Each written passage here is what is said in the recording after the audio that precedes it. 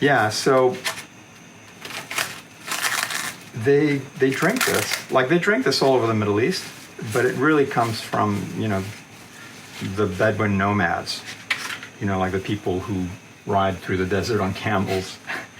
And they drink this in the desert because supposedly it tastes really good, but also it cuts down your thirst because you really get thirsty in the middle of the Sahara. So I'm going to put some mint in here.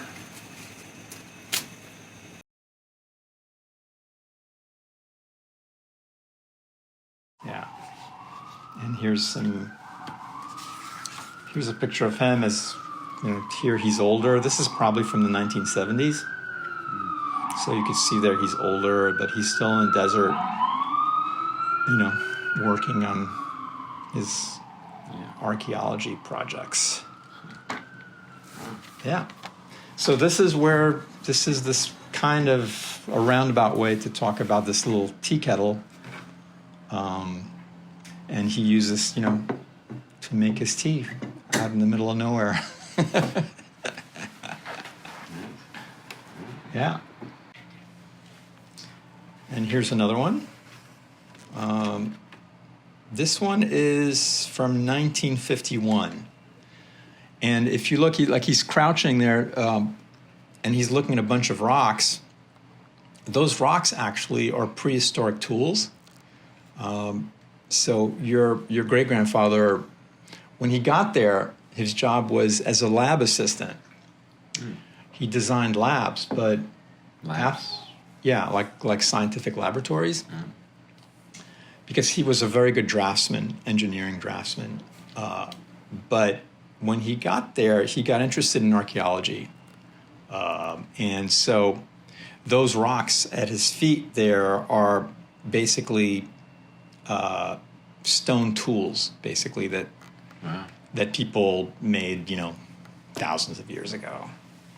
And this is the 60s. This is me and him. So that's me sitting on his knee there. And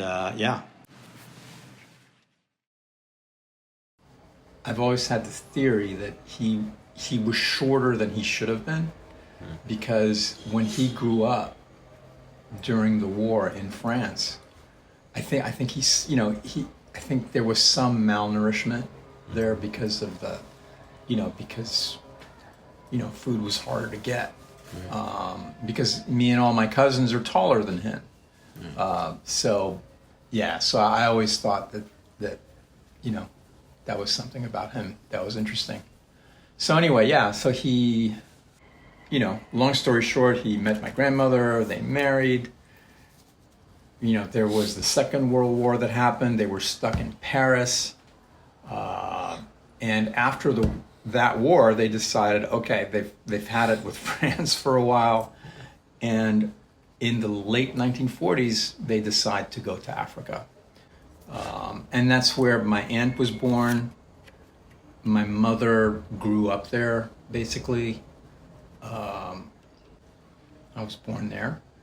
And then, the early part of my life, when my parents got divorced, my mother went back to France. So from very early on to about the age of 10 or 11, I was going to school in France. And then I came to the U.S. To be with my father. Your great-grandfather, he died in the early 90s. But he was a very nice guy and very nice man. He would have been very interested. He was a very interesting person, and he was interested in people. Yeah, my mother still makes this tea when I go to France and stuff like that, because to her it's, it's a childhood memory. Right. When she lived there with my grandparents in Africa, it brings back memories. All right. All right. Let's go over the table. Cool.